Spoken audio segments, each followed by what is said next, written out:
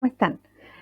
Bueno, hoy día la clase de hoy se va a tratar respecto a la regulación aferente y eferente del control motor.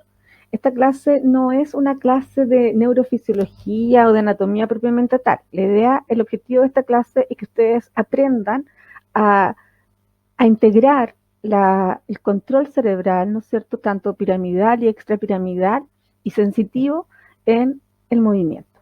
¿Ya? Así que quizás hay algunas cosas que ustedes ya conocen, ¿ya? Pero que quizás las conocen de manera más anatómica, ¿ya? Entonces, vamos a partir por, eh, por hablar sobre estos dos conceptos, que es la sensibilidad y movimiento, ¿ya? Eh, una autora llamada Bettina Paetz, el año 2014, ella indica, ¿no es cierto?, a través de sus conocimientos y a través de todo lo que ha investigado respecto al control motor, que no se mueve lo que no se siente. Y también ella indica que lo que se aprende es la sensación de un movimiento. Por lo tanto, tenemos que dejar de lado este concepto de que la sensibilidad es algo aparte respecto al movimiento. Estas dos cosas funcionan de manera integrada.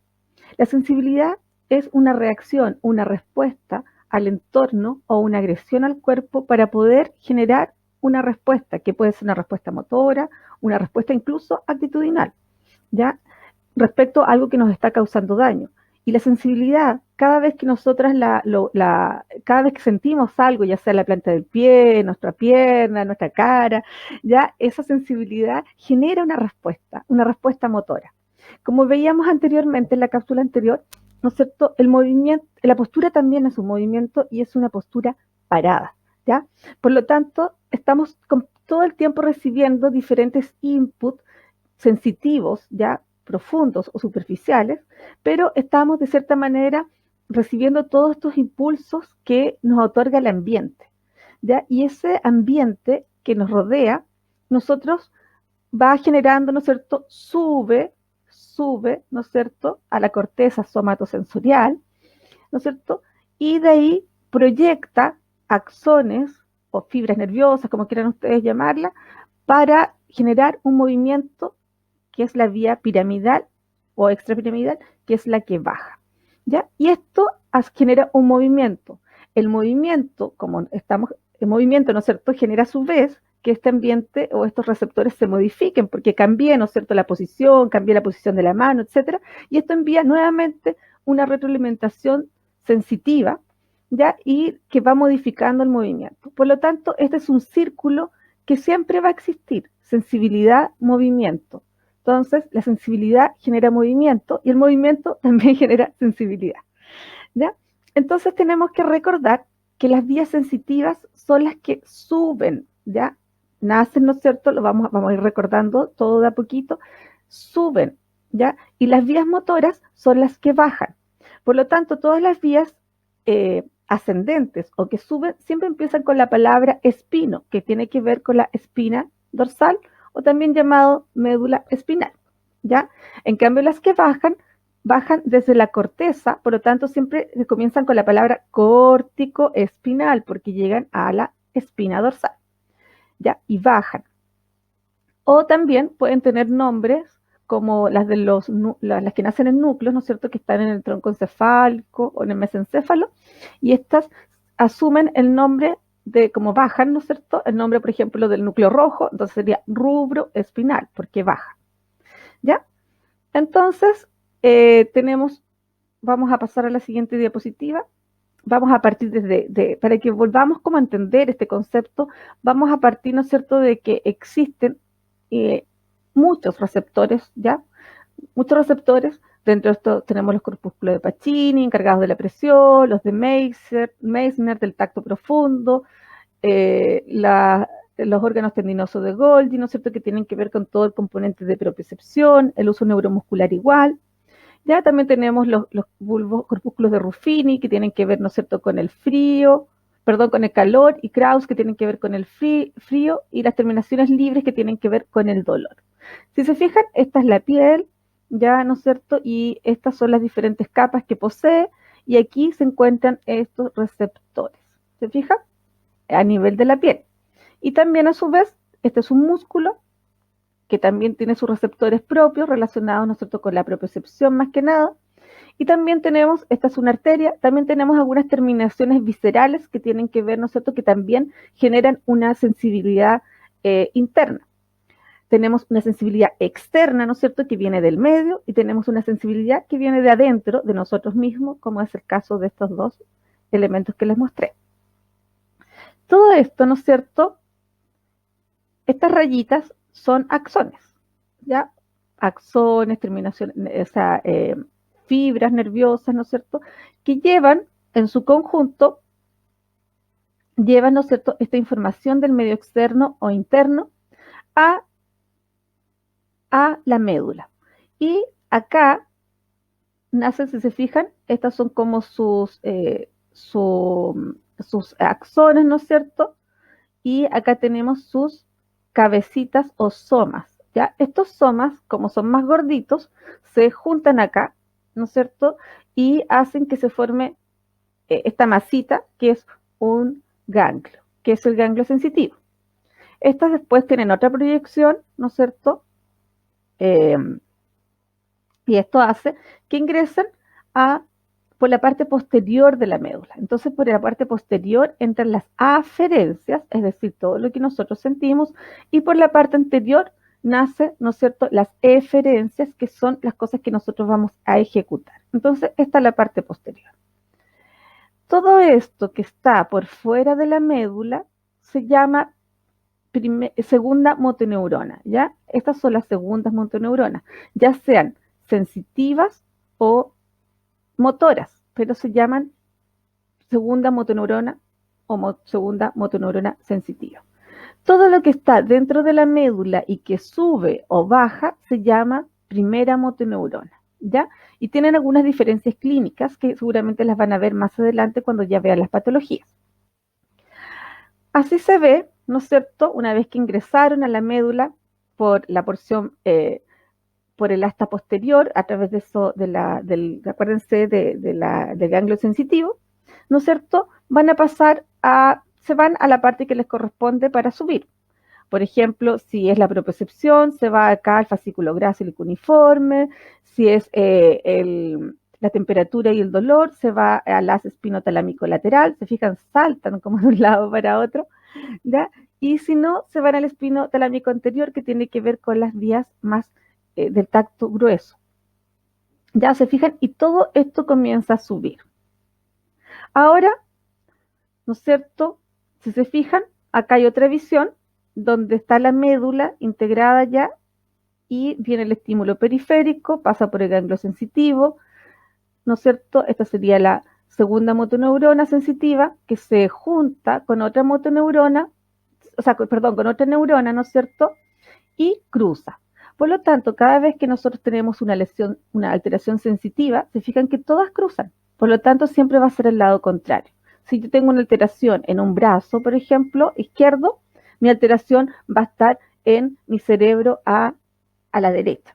¿Ya? Siempre va a estar cruzadito, porque se fijan que se pega aquí un salto, ya sea para la espinotalámica lateral o para la espinotalámica anterior.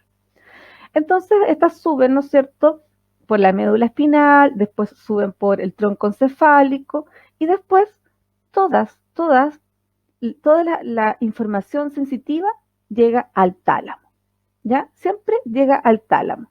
El tálamo como que la filtra, ¿no es cierto?, trata de ver qué es lo relevante y qué no es lo relevante, y ahí decide si lo envía a la corteza somatosensorial, ¿ya?, que es la 1, 2 y 3, que es la área de asociación primaria, ¿ya? O lo envía al cerebelo, o lo envía a la corteza de asociación, ¿ya? Entonces, siempre pasan todas por el tálamo. Cuando es información sensitiva, como la que estamos viendo acá, como el tacto, la temperatura, el dolor y el tacto grueso, pasa directamente a la corteza somatosensorial primaria, que corresponde, como yo les decía, a la 1, 2 y 3. Esa corteza somatosensorial no es que el estímulo se quede ahí propiamente tal, sino que si es, si es más importante y se mezcla con otro, va a la corteza de asociación o corteza secundaria. Y ahí nosotros podemos decir, ¿no es cierto? Porque la corteza primaria como que va a decir, ya, es frío, es calor, pero solamente eso. En cambio, la corteza de asociación va a decir, es frío, pero además es redondo. ¿Ya? Entonces va a integrar otras cosas y vamos a poder tener una asociación de esto, de esta información y vamos a poder quizás darle una forma a través de la propiocepción o vamos a poder darle algunas características. Por eso es que es la asociación, porque integra varias de las cositas que estamos sintiendo. Entonces, por eso está la primaria y la secundaria. Ahora, esto no solo queda acá, ¿ya? Porque recuerden que la sensibilidad, que era lo que producía movimiento. Por lo tanto, esta información también va a entregar información a la corteza motora. Y de ahí va a bajar, ¿no es cierto? Y va a generar va a generar un movimiento, por ejemplo, retirar la mano. Ya, esto quiero que les quede muy claro. Esta información no es que vaya y vuelva así, sentí y volvió. No, yo cuando llega acá, yo sentí frío, calor, pero, y mi cerebro lo va a interpretar, frío, calor, dolor, ¿ya? Pero además va a generar proyecciones a la corteza motora, ¿no es cierto? Que va a generar un movimiento. Y además va a generar proyecciones, si es que es importante, a la corteza asociativa, donde se va a integrar con otras cosas y vamos a poder darle a ese dolor, a esa temperatura y a ese tacto, vamos a poder darle además algunas características adicionales. Ya, acá está la corteza somatosensorial primaria, que es la que yo les hablo, que corresponde a la 1, a la 2, a la 3. Y después tenemos la corteza, eh, el área de asociación somatosensorial, ya que es todo esto, se fijan. Entonces aquí nosotros eh, vamos a poder integrar y darles características a esto que siento. De aquí, ¿no es cierto?, nacen proyecciones neuronales hacia la corteza primaria, que es donde se ejecutan los movimientos motores. Y si es un movimiento ya que tiene más complejidad, como por ejemplo si fuera relacionado con el lenguaje, va para otros lugares. ¿Sí? Entonces, vamos a entender en base a esto que tenemos tres tipos de sensibilidad. ¿Ya? Tenemos la sensibilidad superficial, tenemos la sensibilidad profunda y la sensibilidad cortical. La sensibilidad superficial tiene que ver más que nada con el tacto, la temperatura, el dolor, que se los nombré anteriormente, y esta se procesa en el tálamo. ¿Ya? La sensibilidad profunda, que tiene que ver, bueno, en el tálamo, ¿no es cierto?, enviando proyecciones hacia las áreas somatosensoriales. Pero pasan principalmente por acá y es ahí donde se procesan, al igual que todas estas otras, no olvidemos, ¿ya? Pero esta es como fundamental y de ahí se va la corteza cerebral. La sensibilidad profunda pasa por el tálamo, pero además se integra con el cerebelo. Esta tiene que ver con la propiocepción, la capacidad de ver cómo está la posición de nuestro cuerpo, etc. Y además tenemos una sensibilidad cortical, que es donde yo les decía que se integran o se asocian estas aferencias. La sensibilidad cortical se produce en el área de asociación, ¿ya? Entonces, esta es la que le da las características. Por ejemplo, si ustedes ahora en este momento se dibujan un número en su mano sin mirar, ustedes se van a dar cuenta que son capaces de determinar sin mirar el número que están dibujando. O si se lo hacen a otra persona, ustedes le podrían dibujar, por ejemplo, un 8 y esa persona sería capaz de, sin mirar, decir, ¿ya? Entonces ahí se están mezclando la sensibilidad, el tacto, ¿no es cierto? Y además se está mezclando, ¿no es cierto?, la presión, y la presión, ¿no es cierto? Y otros receptores más que están entregando una información que es más profunda y podemos asociar determinando, ¿no es cierto?, a algo que ya conocemos, que es el número 8. Entonces tenemos estos tres tipos de sensibilidades que vamos a ver acá. No quiero que se olviden de este monito, de esta figura ya, que tiene que ver con que estas vías son las que suben, ¿ya? Son las ascendentes y entran por la porción posterior de la médula. La sensibilidad superficial está conformada por las aferencias del dolor, la temperatura y el tacto grueso. El dolor y la temperatura viajan por el tracto espino-talámico lateral, ¿no es cierto? Como ya les recordé hace las diapositivas anteriores, nacen en la espina dorsal, pasan por el tálamo y lateral. Lateral significa que llegan, ¿no es cierto?, pasan por una porción lateral de la médula. Las terminaciones libres son las que están a cargo del dolor. Los corpúsculos de Krauss corresponden a los receptores del frío y los corpúsculos de Ruffini al calor. El tacto grueso está a cargo del corpúsculo de Meissner. Como vemos en esta imagen, el área, en este caso el receptor, ¿no es cierto?, viaja por la primera motoneurona sensitiva o nervio periférico, ¿ya?, que vendría a ser esta, que llega al ganglio dorsal, donde están todas las cabecitas de las neuronas, por lo tanto, o soma, por lo tanto forma este como nudito acá. Ingresa por el asta posterior y cruza, llegando a la corteza, donde vamos a sentir, ¿no es cierto?, si tenemos frío, calor, o si tenemos nos están tocando. Y eso emite, acá nosotros decimos tengo frío, tengo calor, y acá, ¿no es cierto?, envía hacia la corteza motora para ejecutar un movimiento.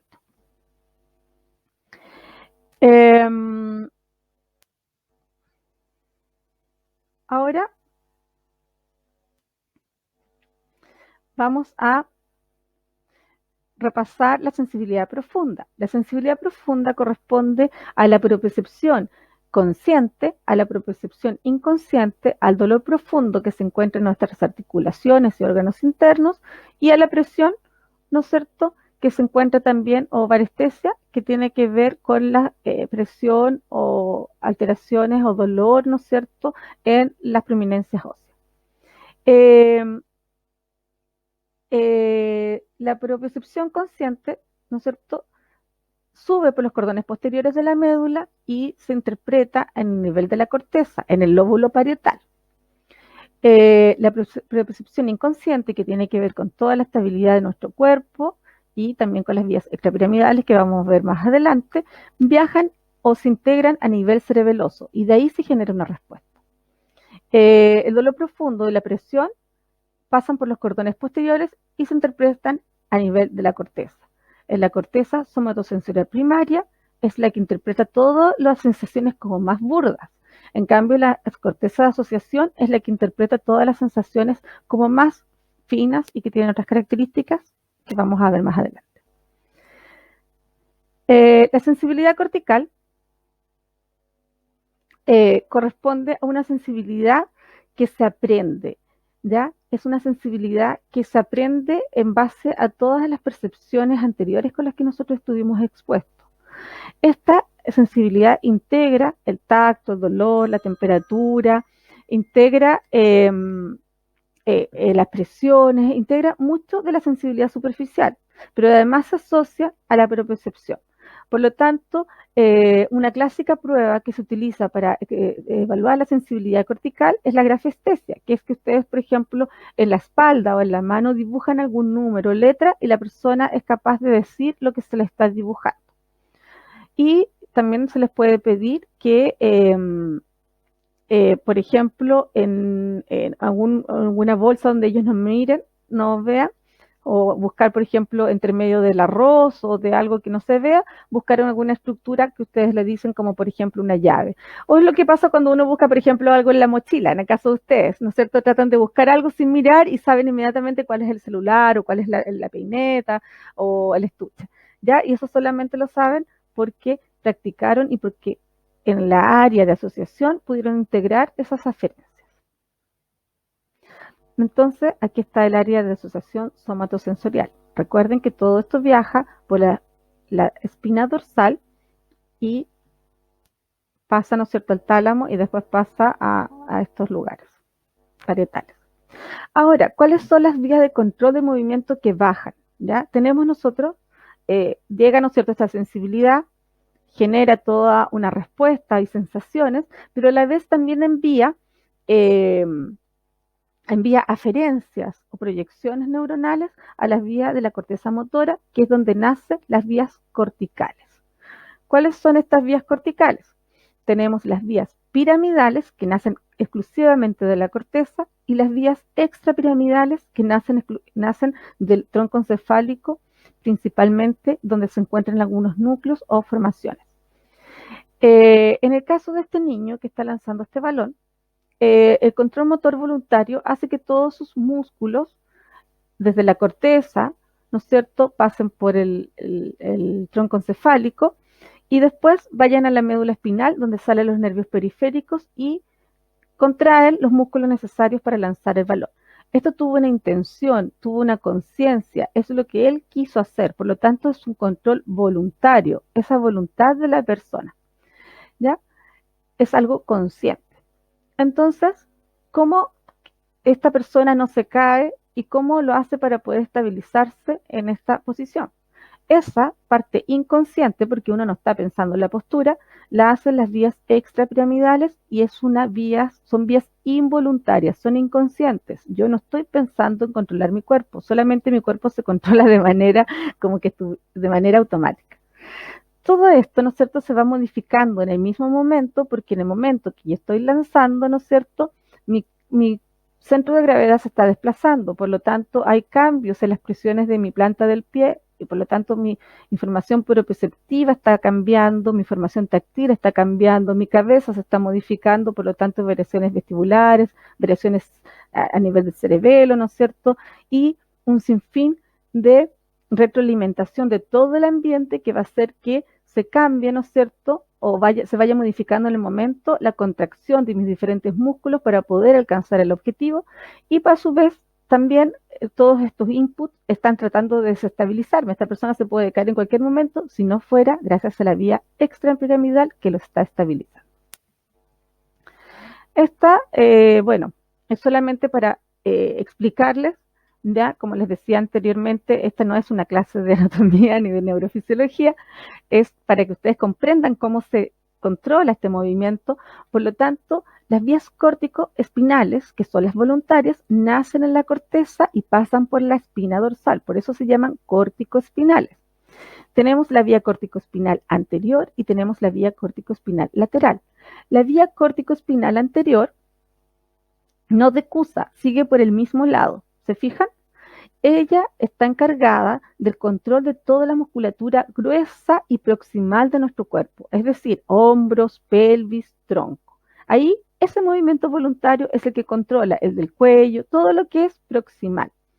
En cambio, la vía córtico-espinal lateral cruza a nivel de las pirámides vulvares, por eso se llama vía piramidal, porque aproximadamente el 70% de las vías cruzan, incluso hay autores que dicen que son más.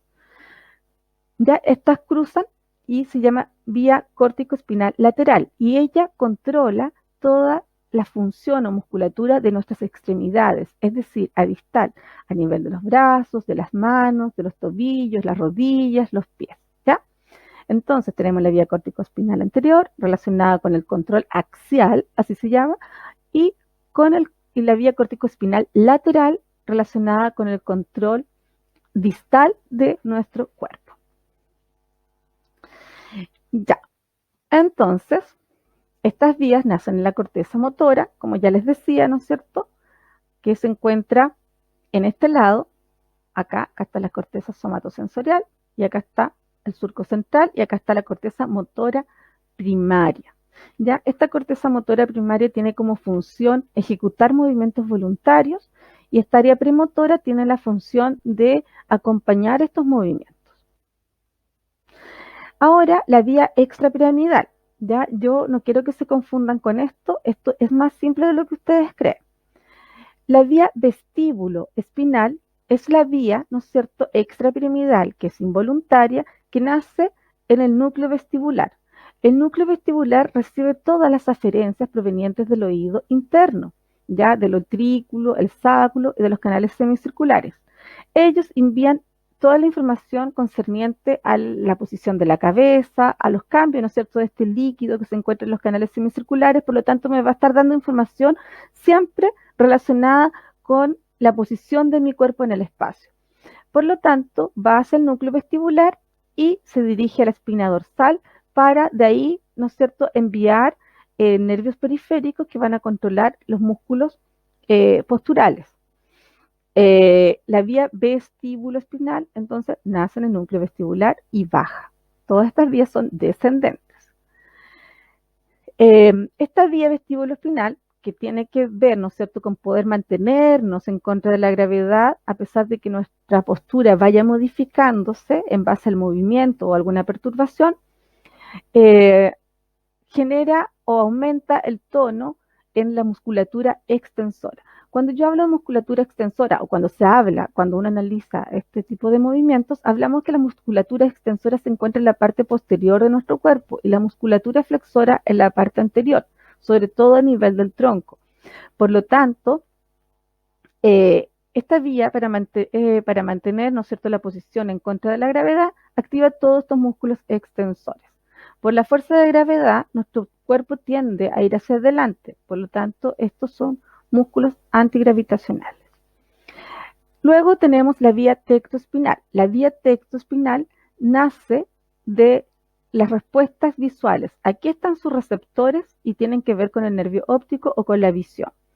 La visión está íntimamente relacionada con el equilibrio y la posición de nuestro cuerpo. Y esta vía, estas aferencias llegan al colículo superior, ¿ya? Y de ahí bajan hacia la espina dorsal y también activa toda la musculatura extensora de nuestro cuerpo, ¿ya? Entonces estas dos están íntimamente relacionadas. Por lo tanto, cuando yo cierro los ojos, ¿no es cierto?, estoy utilizando más esta vía, ¿ya? En cambio, yo tengo mayor equilibrio cuando tengo los ojos abiertos porque estoy utilizando estas dos vías para mantenerme en equilibrio. Ya recuerden que esto es totalmente inconsciente. Después tenemos la vía retículo-espinal. La vía retículo-espinal nace de la formación reticular y es una vía que tiene que ver con la alerta de cada persona. Recuerden que la formación reticular regula todos los ciclos circadianos, el sueño, ¿no es cierto? Aumenta el tono cuando yo estoy como activa o tengo mi formación reticular activa. Y esta vía actúa de dos maneras a nivel muscular. Actúa favoreciendo la extensión en caso que sea necesario, reforzando estas dos, o favoreciendo la flexión de nuestro cuerpo. Nosotros, si bien es cierto, necesitamos mucha extensión para mantenernos en contra de la gravedad, también necesitamos que alguien la contrarrestre para poder generar movimiento. En este caso lo hace la vía retículo-espinal cuando es necesario. Y por último teníamos la vía rubroespinal, que nace en el núcleo rojo. El núcleo rojo y rubro son sinónimos, ¿ya? Esta vía, ¿no es cierto?, nace y baja también a través de la espina dorsal. La vía rubroespinal tiene que ver con el control flexor, ¿ya? Y sobre todo con el control flexor de nuestras extremidades, especialmente en muñecas y tobillos. Ella da la flexión de esas articulaciones y también en algunas otras partes del cuerpo o ayuda, ¿no es cierto?, a contrarrestar esta extensión mantenida para permitir el movimiento. Para finalizar, veamos esta imagen, ¿no es cierto?, que es una persona que está corriendo, por lo tanto, a nivel de su corteza, ¿no es cierto?, se generó un input o una intención de correr, ¿ya? Lo que permitió generar el movimiento. Probablemente él dio la orden motriz voluntaria, ¿no es cierto?, a través de las vías piramidales que nacieron en su corteza, bajaron a través del tronco encefálico y a través de la médula espinal, dando, ¿no es cierto?, a estas segundas motoneuronas o nervios periféricos la activación o la orden, ¿no es cierto?, de contraer estos músculos para generar la flexión de cadera, generar la flexión de rodilla y generar una dorsiflexión de tobillo. Por otro lado, esta otra extremidad inferior, se fijan que está con una extensión de cadera, una extensión de rodilla y una plantiflexión de tobillo. Pero a su vez, esta persona, ¿no es cierto?, no se cae y es capaz de mantener esta estabilidad dinámica, ¿no es cierto?, a lo largo del trote. Todo lo que está como afirmando, sosteniendo o manteniendo esta postura está dado por las vías extrapiramidales. Ahora, esta persona a medida que va corriendo se va a ir encontrando, ¿no es cierto?, con diferentes superficies. Puede ser pasto, puede ser el ripio, puede ser una piedra más grande, puede ser alguna irregularidad. Esa irregularidad, ¿no es cierto?, va siendo captada por todas nuestras aferencias sensitivas que van a ir subiendo, ¿no es cierto? Y a su vez van a ir enviando órdenes de manera simultánea para modificar la posición de cada una de estas articulaciones y la posición, ¿no es cierto?, de cada grupo muscular para poder ir modificando en cada instante este patrón.